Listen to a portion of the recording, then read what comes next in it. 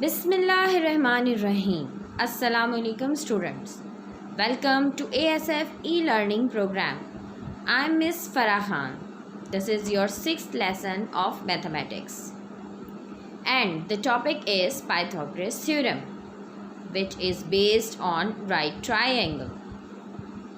Main objectives of this lesson are to understand the Pythagorean theorem, use the Pythagorean theorem to find side lengths of right triangle.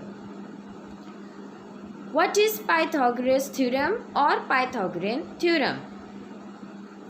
In a right angle triangle, the square of the hypotenuse is equals to the sum of the square of the other two sides.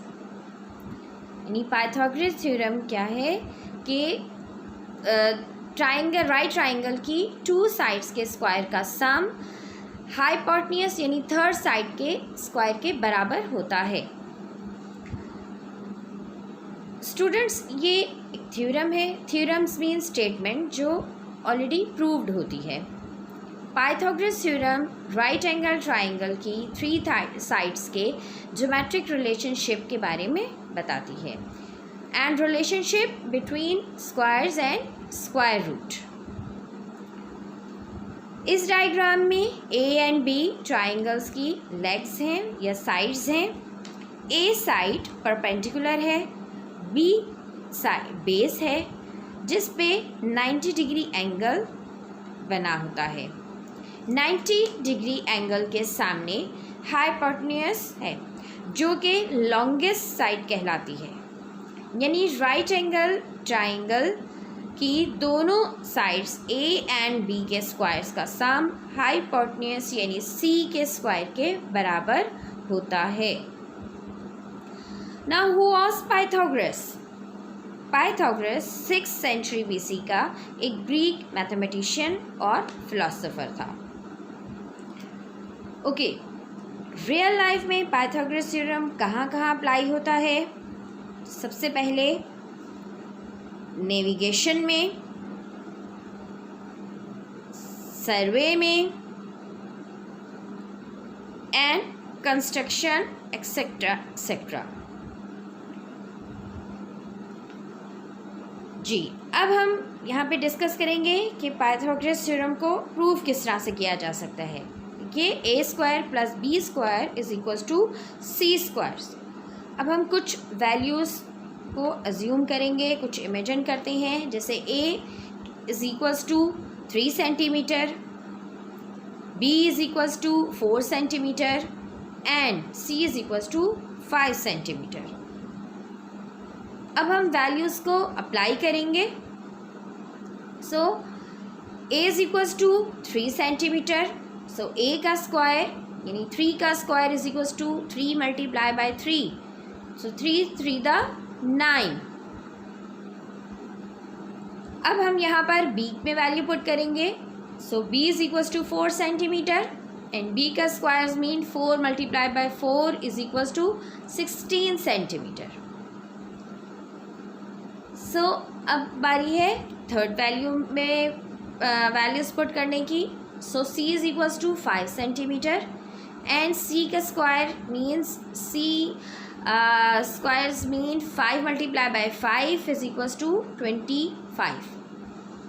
तो अगर आप यहाँ पर देखें तो 9 में 16 plus करें तो 25 and C square is equals to 25.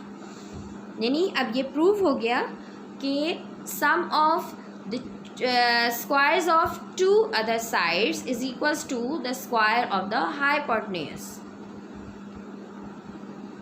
Okay जी, अब यहाँ पर अगर आप देखें तो कुछ ट्रिपलेट्स के बारे में है. ये नेचुरल ट्रिपलेट्स हैं.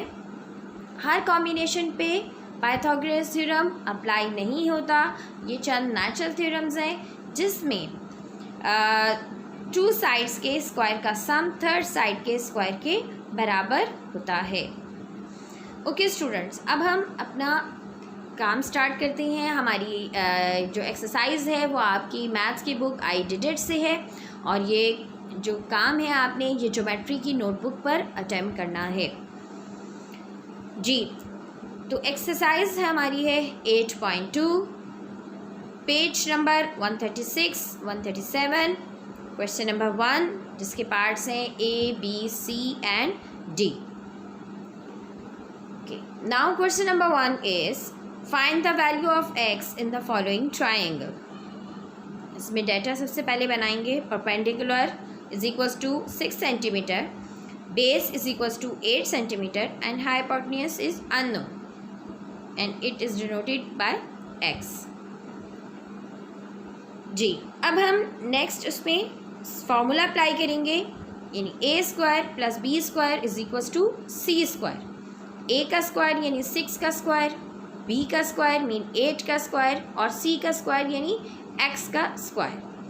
6 का स्क्वायर लेंगे तो वो 36 के बराबर आएगा, 8 का स्क्वायर लेंगे तो वो 64 के बराबर आएगा is equals to x square.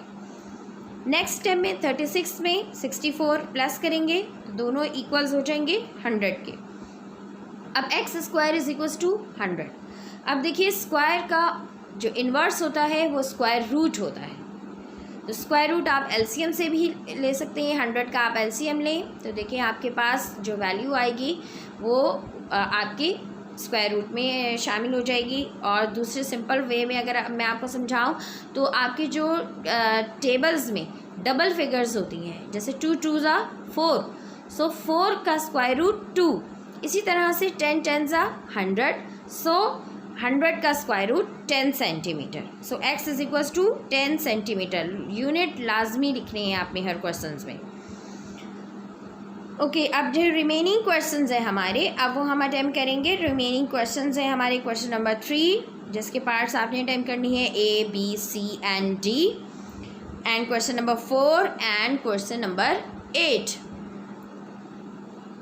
Okay students, I hope कि आपको आज का लेक्चर समझ में आ गया होगा. इसके साथ PDF फाइल भी है और उसमें क्वेश्चंस अटैम्प्ट हुए हुए हैं, वहाँ से समझ के करने की कोशिश कीजिएगा. जहाँ पर आपको प्रॉब्लम हो आप हमसे डिस्कस कर सकते हैं. Thank you so much.